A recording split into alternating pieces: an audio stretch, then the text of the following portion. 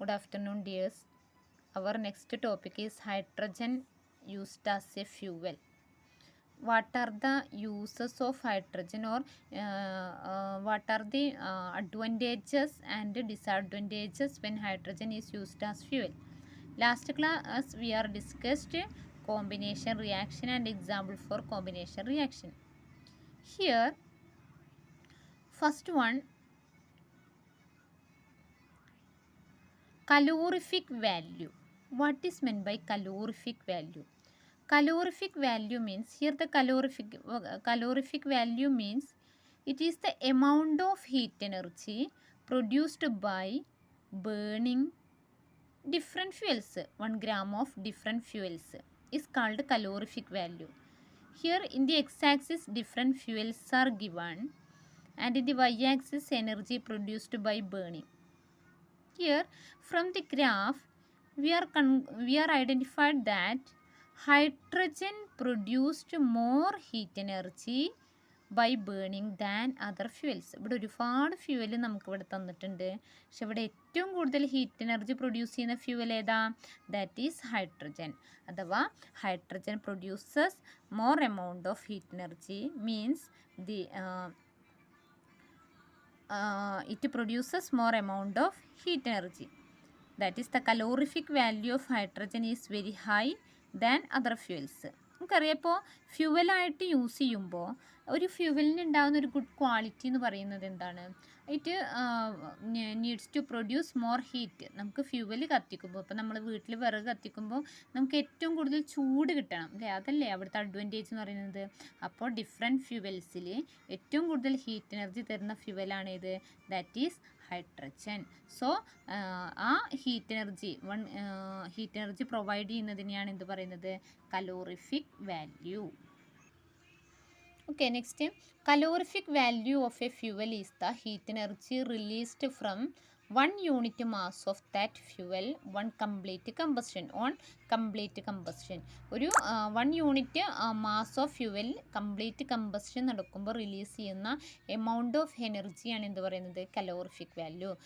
From the above graph we are identified that the calorific value of hydrogen is very high than other fuels. Okay, here is a question: which fuel has the highest calorific value among these? That is hydrogen. Then what will be the product formed when hydrogen burns in air? When hydrogen burns in air, burning means different materials react with oxygen. Reaction of oxygen with substances is called burning. അപ്പോൾ what will be product formed when hydrogen burns in air? Hydrogen burn ചെയ്യുമ്പോൾ ഉണ്ടാകുന്ന product that is H2O. Okay, then what are the advantages of hydrogen as a fuel? അങ്ങനെയാണെങ്കിൽ ഹൈഡ്രജൻ്റെ advantages എന്തൊക്കെയാണെന്ന് പറയുന്നത്. First one, availability is plenty. നമുക്ക് plenty ആയിട്ട് കിട്ടുന്നതാവണം. Then next advantage എന്താ? നമ്മൾ തൊട്ട് മുകളിൽ തന്നെ പറഞ്ഞു, ഇവിടെ ആഡ് ചെയ്യുക high calorific value.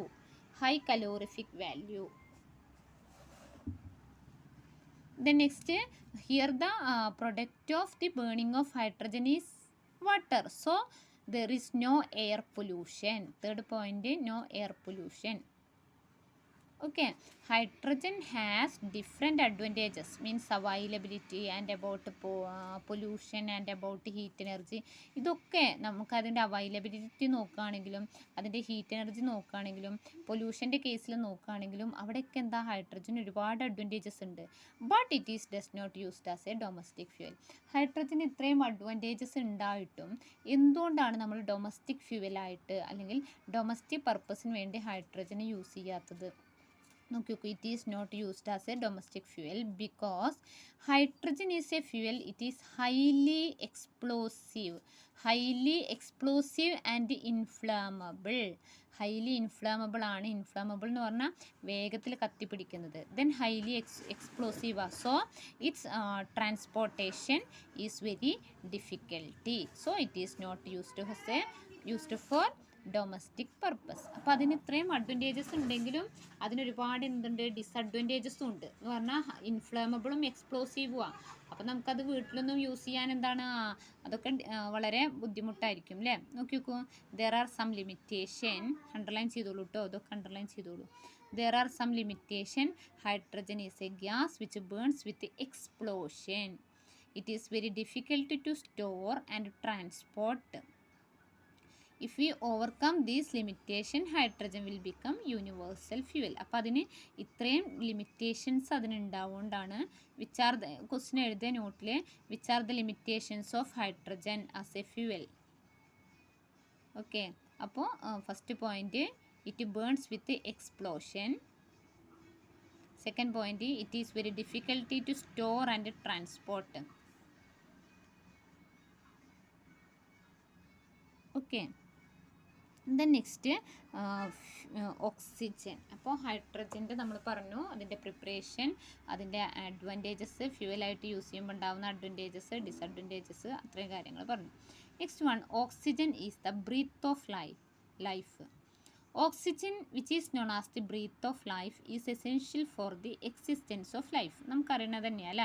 List out some compounds containing oxygen. ഓക്സിജനുള്ള ഒരുപാട് കോമ്പൗണ്ട്സ് നമ്മൾ പഠിച്ചതാണ്. ഇവിടെ നമുക്ക് തന്നിട്ടുണ്ട് glucose, calcium carbonate, copper oxide ഒക്കെ നമുക്ക് ഇവിടെ തന്നിട്ടുണ്ട്. അപ്പോൾ അതേപോലെ ഓക്സിജൻ കമ്പൈൻ ചെയ്യുന്ന ഡിഫറെൻറ്റ് കോമ്പൗണ്ട്സ് നമ്മൾ കുറേ പഠിച്ചതാണ്. ഏതെങ്കിലും രണ്ടെണ്ണം, write any 2 compounds of oxygen. Okay, അപ്പോൾ നമുക്കിനി ഓക്സിജൻ്റെ പ്രസൻസ്, അതിൻ്റെ പ്രിപ്പറേഷൻസ് എങ്ങനെയാണെന്നുള്ളതൊക്കെയാണ് നോക്കുന്നത്. നോക്കി നോക്കൂ, presence of oxygen in nature. Oxygen is the most abundant element in earth crust. There are so many oxygen compounds in rocks and soil. Oxygen is seen in free or combined state in the atmospheric air. Here you have realized that amount of oxygen in nature is quite abundant. And the table 6.2 understand the presence of oxygen on the earth. എർത്തിലുള്ള ഓരോ പോർഷനിലും ഓക്സിജൻ്റെ presence എത്രത്തോളം ഉണ്ട് എന്നുള്ളതാണ് കേട്ടോ. Earth ക്രസ്റ്റിൽ about 45 to 50% ഓക്സിജനാണ്. Then water, minerals, atmospheric air, plants, animals, ഇത്രയും നമുക്ക് എന്ത് ചെയ്തിട്ടുണ്ട്, തന്നിട്ടുണ്ട് അല്ലേ. Then next one, preparation of oxygen. How oxygen is prepared. എങ്ങനെയാണ് ഓക്സിജനെ പ്രിപ്പയർ ചെയ്യുന്നത് എന്നുള്ളതാണ്. നോക്കി നോക്കൂ, here take some potassium permanganate salt in a test tube and it is heated well. Potassium പെർമാംഗനേറ്റിനെ ഒരു ടെസ്റ്റ് ട്യൂബിൽ എടുത്തിട്ട് അതിനെ നന്നായി ഹീറ്റ് ചെയ്യുക. Then a burning match stick is show on the mouth of the test tube. Test ട്യൂബിൻ്റെ മൗത്തിൽ ഒരു ബേണിംഗ് മാച്ച് സ്റ്റിക്ക് കാണിച്ചാൽ അത് നന്നായിട്ട് കത്തും. അപ്പോൾ അതിൻ്റെ കാരണം എന്താ, പൊട്ടാസ്യം പെർമാംഗനേറ്റിനെ ഹീറ്റ് ചെയ്യുമ്പോൾ it dissociate into different components and produces oxygen. Potassium permanganate heat ചെയ്യുമ്പോൾ അത് ഡിഫറെൻറ്റ് കമ്പോണൻ്റ് ആയിട്ട് ഡിസോസിയേറ്റ് ചെയ്യുന്നു, അതിൻ്റെ കൂടെ ഓക്സിജനും പ്രൊഡ്യൂസ് ചെയ്യുന്നു. This oxygen is responsible for the burning of the match stick. So the production of oxygen is prepared by heating potassium permanganate. Potassium permanganate MnO4. It is heated, then potassium permanganate dissociate into potassium manganate, manganese dioxide and oxygen. Okay, here in this reaction potassium permanganate dissociate into different components and also it dissociates and produces oxygen gas. This type of chemical reaction is called decomposition reaction. Here underline this, decomposition is the process of forming 2 or more products due to decomposition of a compound. This process is called decomposition. അപ്പോൾ ഒരു compound different components ആയിട്ട് separate ചെയ്യുന്ന പ്രോസസ്സിനെയാണ് എന്ത് പറയുന്നത്, decomposition reaction എന്ന് പറയുന്നത്. Here sodium chloride by electricity, that is electricity passes through sodium chloride solution, it will be decompose into sodium and chlorine. അതേപോലെ തന്നെ ഇങ്ങനെ ഡിഫറെൻറ്റ് കമ്പോണൻസ് സിമ്പിൾ കോമ്പൗണ്ട്സ് ആയിട്ട് ഡിസോസിയേറ്റ് ചെയ്യുകയാണെങ്കിൽ അതിനെ നമ്മൾ എന്ത് പറയുന്നത്, ഡീകമ്പോസിഷൻ റിയാക്ഷൻ എന്ന് പറയുന്നത്. Okay, you have learned the electrolysis of water. Electrolysis of water means electricity passes through water and it dissociate into in different components. Electricity വാട്ടറിലൂടെ pass ചെയ്യുമ്പോൾ ഈ വാട്ടർ കമ്പോണൻസ് വാട്ടറിലുള്ള കമ്പോണൻസ് ഡിസോസിയേറ്റ് ചെയ്ത് ഹൈഡ്രജനും ഓക്സിജനുമായിട്ട് separate ചെയ്യുന്നു. So this is an example for decomposition. Okay. Then next the statements related to oxygen. ഓക്സിജനായിട്ട് relate ചെയ്ത സ്റ്റേറ്റ്മെൻറ്റ്സ് ആണ് colour, order, solubility, nature of combustion. ഹോംവർക്കാണ് കേട്ടോ. Then next one is combustion. What is meant by combustion? Combustion means എന്താ combustion? നമ്മൾ പറയും നമുക്ക് burn ചെയ്യാൻ, ഒരു ഒബ്ജക്റ്റ് ബേൺ ചെയ്യാൻ എന്ത് വേണം? എയർ വേണം, ഓക്സിജൻ കിട്ടണം എന്ന് പറയും അല്ലേ? That is the burning of A substance is in oxygen is called combustion. Burning of a substance in oxygen is called combustion. Here underline this, combustion. Okay, then next here, take some sulfur in a spatula and burn it. Here sulfur burned in the presence of oxygen and produces sulfur dioxide. The reason for the smell in the formation of sulfur dioxide by the combination of sulfur and oxygen. So sulfur and oxygen react together and produces SO2. Okay, means oxygen react with, ഇത് underline ചെയ്യുക കേട്ടോ, ഇത് underline ചെയ്യുക ഈ chemical റിയാക്ഷൻ്റെ ഇക്വേഷനും. Oxygen react with the non metals such as carbon and hydrogen. നമ്മൾ non മെറ്റൽസുമായിട്ട് react ചെയ്ത് എന്ത് പ്രൊഡ്യൂസ് ചെയ്യുന്നു? It's oxides. Here carbon react with oxygen and produces CO2. Hydrogen react with oxygen and produces H2O, 2H2O. Okay, here the reaction of oxygen with sulfur, with carbon and with hydrogen. The next one is, what are the uses of oxygen? What are the uses of oxygen? Oxygen uses, it is used for helping for combustion. Then it is used as an oxidizing agent in rocket fuels. It is used for artificial respiration. Artificial respiration എന്ത് use ചെയ്യുന്നു? Oxygen use ചെയ്യുന്നു. Then ozone. Next one is ozone. Ozone means, ozone നിങ്ങൾ കേട്ടിട്ടില്ലേ? Ozone means O3. ഓസോണിൻ്റെ chemical formula എന്താണ്? O3 ആണ് ഓസോണിൻ്റെ chemical formula. Okay, oxygen is seen in the atmosphere in the diatomic state. നമുക്ക് അറ്റ്മോസ്ഫിയറിൽ ഓക്സിജനെ കാണുന്നത് ഓക്സിജൻ മോളിക്യൂളായിട്ടാണ്, diatomic സ്റ്റേറ്റിലാണ്.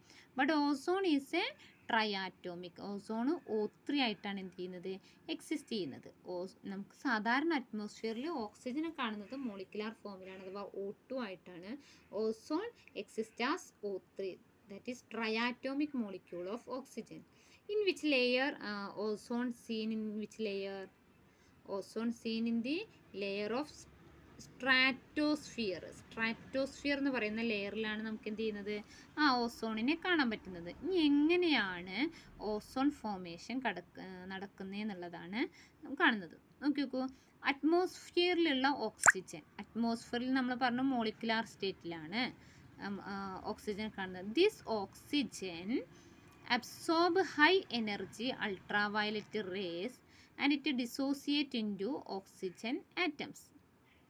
These atoms react with other oxygen molecules and produces ozone. നോക്കിക്കോ, atmospheric oxygen is decomposed by absorbing ultraviolet rays having high energy. The oxygen atom formed combine with oxygen molecule. അങ്ങനെ form ചെയ്ത oxygen atom oxygen മോളിക്യൂളുമായിട്ട് combine ചെയ്യണു and produces ozone.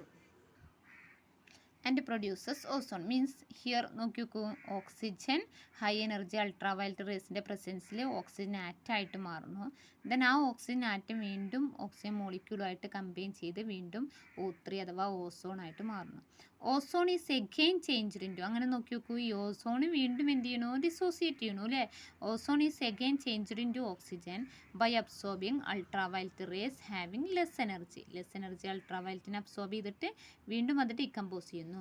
As a result of this cyclic process the amount of ozone in the atmosphere remains constant. അപ്പോൾ ഓസോണിൻ്റെ amount constant ആയി retain ചെയ്യാൻ കാരണം this cyclic process എന്ന് പറഞ്ഞാൽ ഓക്സിജൻ ഓസോണായിട്ട് മാറുന്നു, ഓസോൺ വീണ്ടും ഓക്സിജൻ, അങ്ങനെ കണ്ടിന്യൂസ് ആയിട്ടൊരു സൈക്ലിക് പ്രോസസ്സ് പോലെ നടക്കുന്നുണ്ട് അല്ലേ. സോ എന്താണ്, it is remains in the atmosphere in a constant mode. Okay, നമുക്കറിയാം the energy for this process is obtained from the ultraviolet rays coming from the sun. Therefore these dangerous rays do not reach excessively to the earth. Ultraviolet rays ആണ്. Next one, ozone layer depletion. Which gases or which substance is responsible for depletion of ozone layer? Ozone layer depletion കാരണമായ substance ഏതാ? CFC, that is chlorofluorocarbon. CFC, chlorofluorocarbon cause depletion of ozone layer. Chlorofluorocarbon releases into atmosphere, then the stratosphere and undergoes self decomposition. ഈ chlorofluoro carbon സ്ട്രാറ്റോസ്ഫിയറിൽ എത്തിക്കഴിഞ്ഞാൽ അതെന്ത് ചെയ്യും, it will be decompose. അങ്ങനെ ക്ലോറിനും ഫ്ലൂറിനും കാർബണുമായിട്ട് this chlorine decomposes the ozone molecule into oxygen. അങ്ങനെ ആ ക്ലോറിനാണ് എന്ത് ചെയ്യുന്നത്, O3 ആയിട്ട് റിയാക്ട് ചെയ്ത് O3 എന്തായിട്ട് മാറ്റണോ, it decompose into oxygen. This disturb ozone oxygen cycle equilibrium, leading to the reduction in the amount of ozone in the stratosphere. ഇവിടുന്ന് തൊട്ടിട്ട് മാർക്ക് ചെയ്യുക, ozone depletion in the atmosphere decreases the rate of absorption of ultraviolet radiation. So ozone layer ഡിപ്ലീഷന് കാരണമായ substance that is chlorofluoro carbon. Clear?